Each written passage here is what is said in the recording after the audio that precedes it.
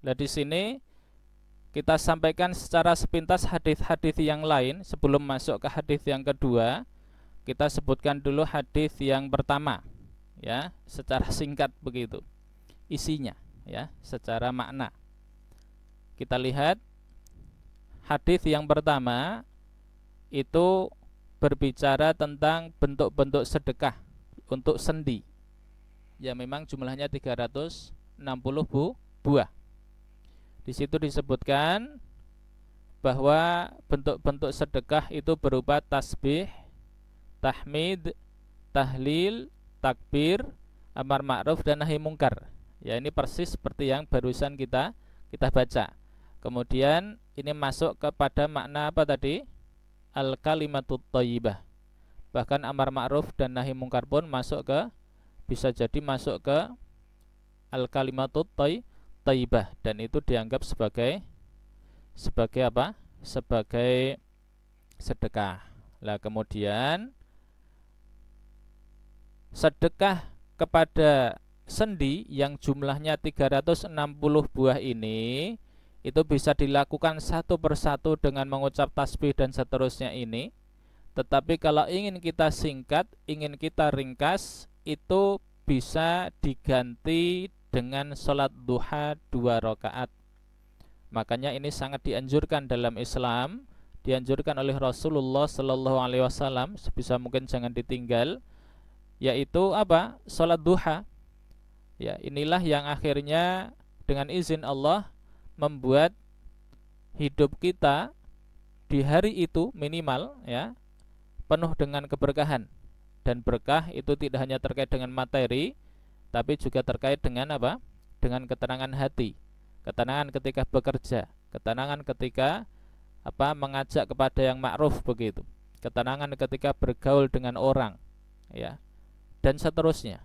Itu bentuk-bentuk keberkahan, ya, sehingga ya setiap gerak kita ketika kita sudah sholat duha, kemudian juga sudah ini melakukan tasbih, tahmid, itu seakan kita punya investasi, punya modal kuat, ya, untuk menjalani hari itu dengan penuh keberkahan. Itu hadis yang pertama. Kemudian hadis yang kedua itu juga sama, ya, terkait dengan pintu-pintu kebaikan. Ini khusus terkait dengan sholat, lebih khusus lagi adalah sholat jamaah.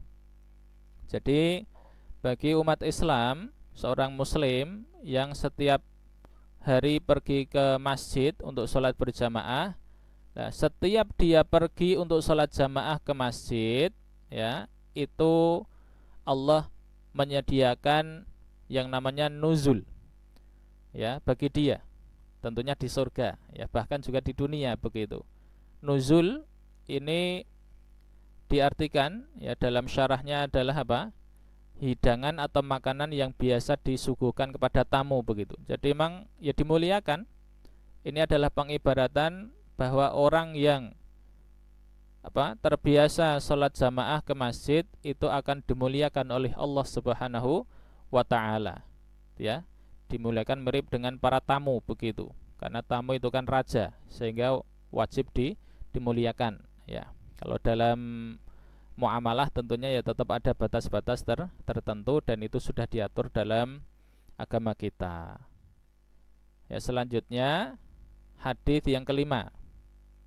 Ya, kalau yang ini kan tadi hadis keempat, ini sekarang hadis kelima.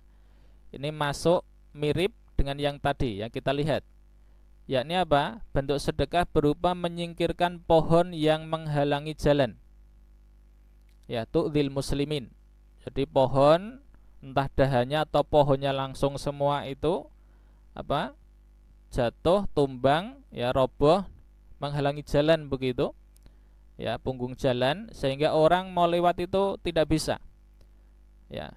Maka sebisa mungkin entah sendiri atau bersama, ya, pohon itu lebih baik disingkirkan, ya, sehingga orang bisa leluasa jalan di situ kembali begitu.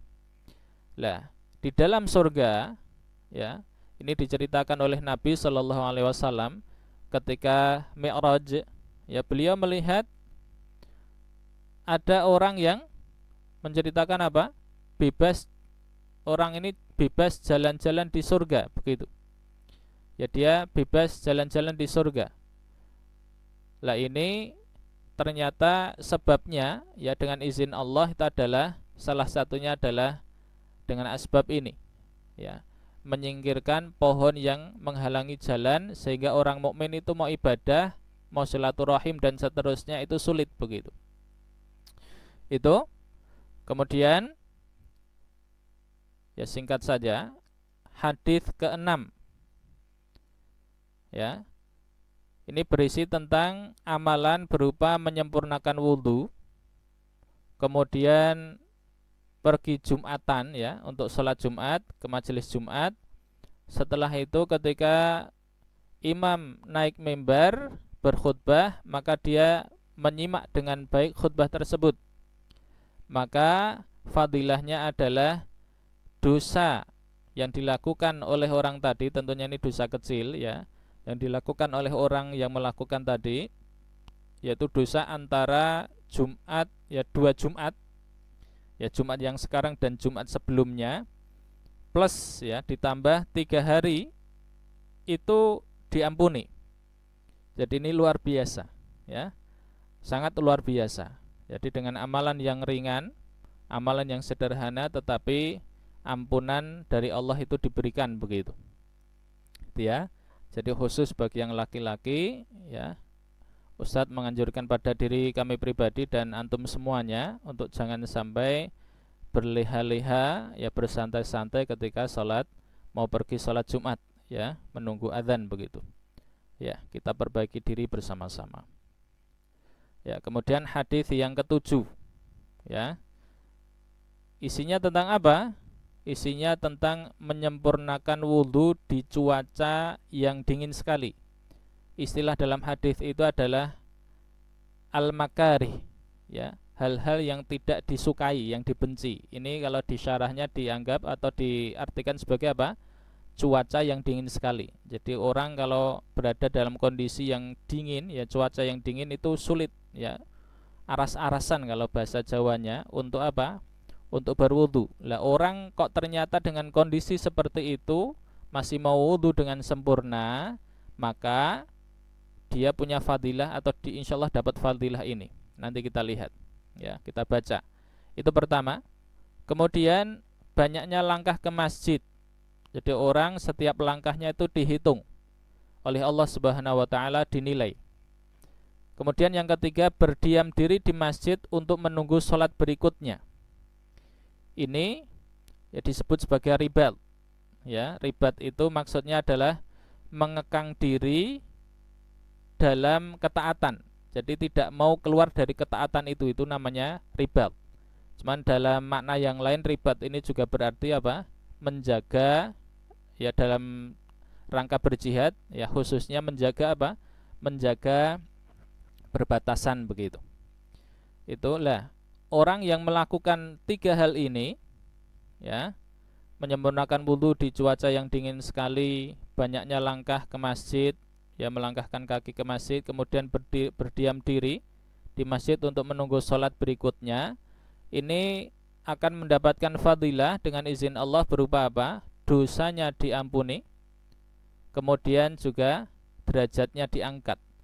Jadi setiap wudhu, setiap langkah, setiap dia nunggu itu otomatis naik terus, ya, dihapus naik derajatnya dan dihapus dosanya. Dan hanya Allah saja yang tahu cara menghitungnya. Ya, itu kurang lebih untuk hadis-hadis yang sengaja kita singkat pemaparannya. Nah, ini yang terakhir, ya, kita masuk bahas hadis yang kedua, ya. Ini kita sampaikan di akhir, kenapa? Karena makna dari hadis ini ingin kami tekankan, ya, supaya diperhatikan dan dipraktekkan di kehidupan kita sehari-hari, begitu. Baik, kita baca. Bismillahirrahmanirrahim. An Abi Dzarrin radhiyallahu anhu qala qala lin nabiyyu sallallahu alaihi wasallam la tahqiranna minal ma'rufi syai'an walau an talqa akhaka biwajhin taliqin. Rawahu Muslimun. Ya, kita artikan langsung. An Abi Dzarrin radhiyallahu anhu, dari Abu Dzar radhiyallahu anhu, semoga Allah meridainya, qala, ia berkata, qala lin nabiyyu, atau qala liyan nabiyyu juga boleh ya. Qala lin nabiyyu sallallahu alaihi wasallam, Nabi sallallahu alaihi wasallam telah bersabda kepadaku, la tahqiranna minal ma'rufi syai'an. Janganlah sekali-kali kamu meremehkan perbuatan ma'ruf sedikit pun. Ya, ini di sini ini adalah kata larangan, ya, la tahqir aslinya, tapi karena untuk menekankan makna itu akhirnya ditambah dengan nun tasydid ini. Ini kalau dalam nahwu namanya adalah apa? Nunut taukid yang tsaqilah, yang berat karena ada tasydidnya. Makanya ini kita artikan pakai sekali-kali ya. Janganlah sekali-kali kamu meremehkan, lah begitu. Syai'an ini juga penekanan aslinya, maka kita artikan dengan sedikit pun. Insyaallah ini yang paling pas begitu. Ya, sekali lagi, janganlah sekali-kali kamu meremehkan perbuatan ma'ruf sedikit pun. Walau antalqa akhaka biwajhin taliqin. Walau hanya berupa rasa senang dan wajah yang ceria yang engkau tampakkan ketika bertemu dengan saudaramu. Ya, ini aslinya ringan, dan kalau mau kita anggap remeh ya remeh begitu, tetapi ternyata hal yang remeh ini itu mempunyai dampak yang luar biasa. Ya, dinilai dengan nilai yang luar biasa oleh Allah Subhanahu wa ta'ala. Dan oleh para ulama disampaikan bahwa ini salah satunya adalah terkait dengan niat. Ya. Jadi sesuatu yang kecil dianggap remeh itu ternyata dinilai oleh Allah itu sebagai amalan yang besar, salah satunya karena niat. Ini sebagaimana ya, ini lihat dulu nih, ini itu amal kecil ya kan, kemudian nilainya besar. Ini salah satunya adalah terkait dengan nilai, dengan niat maksud kami, sebagaimana ini yang disampaikan di dalam makalah Dr. Sa'ad Ibni Abdillah Al-Humaid.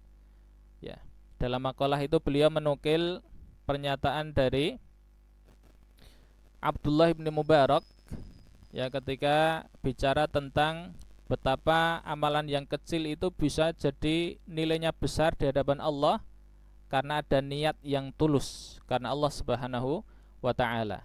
Ya, kita lihat pernyataan beliau rahimahullah, rubba amalin saghirin tu'azzimuhun niyyatu wa rubba amalin kabirin tusaghiruhun niyyatu.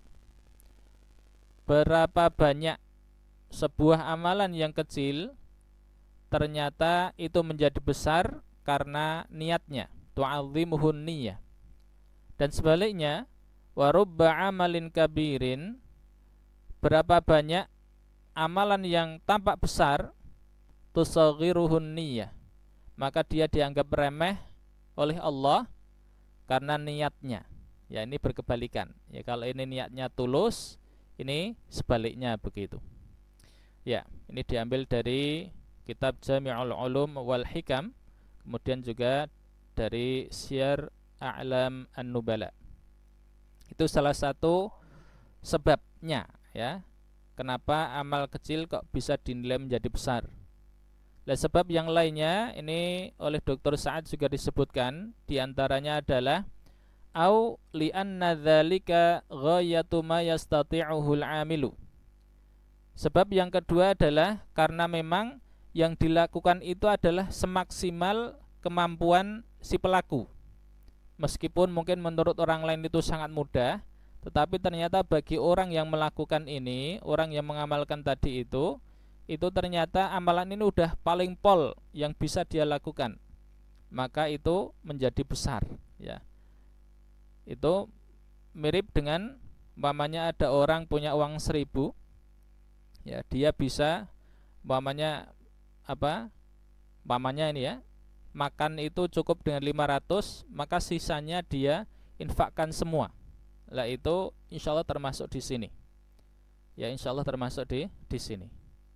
Itu karena memang ada orang yang punya uang 1 juta, kemudian dia aslinya makan ya cukup dengan umpamanya uang 10.000, ya, akhirnya bisa jadi dia infak pun itu hanya dengan uang 10.000. Jadi itu bandingannya dengan yang tadi itu jauh sekali. Ya, bandingannya jauh sekali. Kalau yang tadi itu 50%, ini hanya 10%, ya, atau bahkan 0,1, ya, 0,10. Itu ya. Jadi jauh sekali. Kemudian sebab yang lainnya, auli annahu athara bihi ma'a hajatihi. Ya. Atau karena memang dia itu mengedepankan itu, mengutamakan amalan itu, meskipun dia juga membutuhkannya. Dia butuh uangnya, tapi dia lebih suka untuk menginfakkannya begitu. Itu akhirnya derajatnya atau nilainya menjadi tinggi di sisi Allah. Wala rubbama kana sababu ta'zimi ma qaranahu min syiddati halil amali. Atau bisa juga sebabnya karena ada sesuatu hal yang menyertai perbuatan itu, ya, dan hal itu adalah sesuatu yang mulia, ya. Jadi ta'zim ma qaranahu min syiddati halil amali. Jadi amal itu disertai dengan sesuatu yang itu dianggap tinggi nilainya atau besar, ya, ta'zim, ya, dibesarkan. Contohnya kama law kana al-'amalu muta'alliqan bihajati syakhsi. Ya, contohnya adalah kalau amalan itu terkait dengan hajat atau kebutuhan dari seseorang. Jadi ketika orang itu memang sedang butuh sekali akan sesuatu, kok sesuatu itu kita sampaikan kepada dia, maka itu sudah pas sekali. Itu derajatnya tinggi, ya. Kemudian atau terkait dengan zaman atau tempat. Jadi ketika pas zaman atau waktunya itu pas diberikan kepada orang yang butuh, atau memberikannya di tempat yang tepat, yaitu ya statusnya sama. Jadi dia akan nilainya lebih tinggi begitu. Au bisa babi qarabati muhtajin, atau karena memang yang kita bantu itu orangnya adalah termasuk kerabat kita. Ya, dan ini tentunya pertama yang paling wajib kita tolong, ya, jangan tahu-tahu kita menolong orang yang jauh begitu, tetapi ternyata saudara kita, tetangga kita yang ada di sekitar kita ternyata keleleran, ya, terlantar begitu. Dan ini sudah disebutkan di surat Al-Balad, ya, Al-Balad ayat 11 sampai ayat 16. Wa nahwi dzalik, dan lain-lain, ya, wa nahwi dzalik itu dan semisalnya begitu. La fa innal 'amala fi mithli hadhil ahwali yatadha'afu wa ya'dhumu ajruhu 'indallahi 'azza wa jalla. Maka amalan seperti dalam kondisi yang seperti ini, semua ini, maka apa? Yatadha'afu wa ya'dhumu ajruhu. Pahalanya, balasannya itu akan berlipat-lipat dan agung di sisi Allah Subhanahu wa ta'ala, indallahi azza wa jalla, di sisi Allah, ya, zat yang maha perkasa lagi maha mulia. Itu kurang lebih dalil atau penjelasan dari dalil hadisnya. Ya, kita sudah tuntas sampai situ. Kemudian agar kita bisa praktek langsung, ya, ini mohon maaf, ya, Ustadz sampaikan contoh terkini karena baru tadi mendapatkan kabar begitu, kabar yang membuat Ustadz juga sedih, ya, yaitu apa? Amalan mendoakan orang lain. Dan mendoakan orang lain itu paling maksimal, paling bagus adalah justru ketika orang itu tidak tahu. Lah ini tadi ada info, ya, dari Ustadz Ragil, ya. Infonya adalah bahwa Mas Zuhair, ya, Mas Muhammad Zuhair Zaidan, ini kelas 11, itu saat ini sedang dirawat secara intensif ya dalam kondisi koma ini ya. Masya Allah, di Rumah Sakit Umum Tidar Magelang, karena memang Mas Zuhair ini dari Magelang ya. Ini kalau Ustadz ingat ya, dulu itu keluhan awalnya pas ketika masih kelas 7 ya, itu adalah apa? Adalah asma ringan lah begitu ya, tapi ternyata itu kemudian ya, karena mungkin fisiknya terforsir lah, ketika fisik terforsir terus menerus itu akhirnya menjadi semakin parah ya, semakin parah, dan parahnya ya tidak perlu disebutkan di sini begitu ya. Nah, ini beliau ini atau Mas Zuhair ini adalah putra dari Bapak Dr. Syamsul Arif Zahra dan Ibu Sri Oktavia ya, sarjana politik. Kemudian ini aslinya Mas Zuhair ini 3 bersaudara sudah di pondok semua, di Ibnu Abbas semuanya ya. Yang pertama dulu ada Mas Haidar Ahmad Ghifari, ini sudah lulus ya, jadi alumnus tahun 2019 insyaallah ya. Kemudian yang sekarang masih ada di pondok juga kelas 7 itu Mas Lutfan ya, Lutfan Ahmad Nabil Fayal itu ya. Lah ini karena ada berita seperti ini ya, otomatis bagaimanapun kita juga sebisa mungkin jangan lupa mendoakan ya, baik sendiri maupun mungkin juga dengan ngajak keluarga ya, karena bagaimanapun dulu kata Sayyidah Aisyah radhiyallahu anha ketika ditanya kenapa kok Anda malah justru sering mendoakan orang lain, maka beliau menjawab, karena doa yang kita bacakan kepada orang lain itu juga akan untuk ya, dampaknya, pengaruhnya adalah juga untuk kita ya, kita juga akan mendapatkan apa yang kita minta itu ya. Baik, ini mohon maaf ya, majelis ini yang terakhir ini begitu ya, sesi yang terakhir ini kita gunakan untuk sama-sama berdoa untuk terkhusus begitu kesembuhan dari Mas Zuhair ya.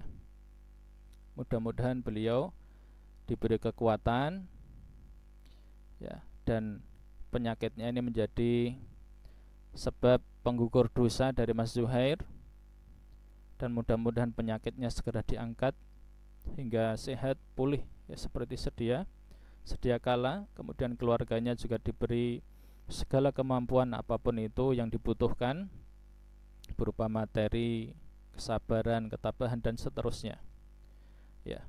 Itu baiklah, tolong nanti diaminkan ya sampai tuntas. Mari kita beristighfar dulu 3 kali. Astaghfirullahaladzim, astaghfirullahaladzim, astaghfirullahaladzim, alladzi la ilaha illa huwal hayyul qayyum, wa atubu ilaik. Astaghfirullahaladzim. Alhamdulillahi rabbil alamin, wassalatu wassalamu ala rasulil amin Muhammadi wa ala alihi wa sahbihi ajma'in. Allahumma anta rabbuna la ilaha illa ant, khalaqtana wa nahnu ibaduk, wa nahnu ala ahdika wa wa'dika mastata'na, na'udzubika min syarri ma sana'na, nabu'u laka bini'matika alaina wa nabu'u bidhunubina faghfir lana fa innahu la yaghfiru dhunuba illa ant. Allahumma rabban nas adhibil ba'sa washfi Mas Zuhair, washfi Mas Zuhair, washfi Mas Zuhair ya Allah, washfi ikhwatana al-musabina bi virus corona, washfi mardana mardal muslimina jami'an, wa anta syafi la shifaa illa shifauka shifaan la yughadiru saqaman. Allahumma rabban nasi adhibil ba'sa washfi Mas Zuhair, washfi ikhwatana al-musabina bi virus corona, washfi mardana mardal muslimina, wa anta syafi la shifaa illa shifauka shifaan la yughadiru saqaman. Allahumma rabban nasi adhibil ba'sa washfi Mas Zuhair, washfi ikhwatana al-musabina bi virus corona, washfi mardana ya Allah mardal muslimin, wa anta syafi la shifaa illa shifauka shifaan la yughadiru saqaman. Bismillahilladzi la yadurru ma'asmihi syai'un fil ardi wala fis sama'i wa huwas samiul alim.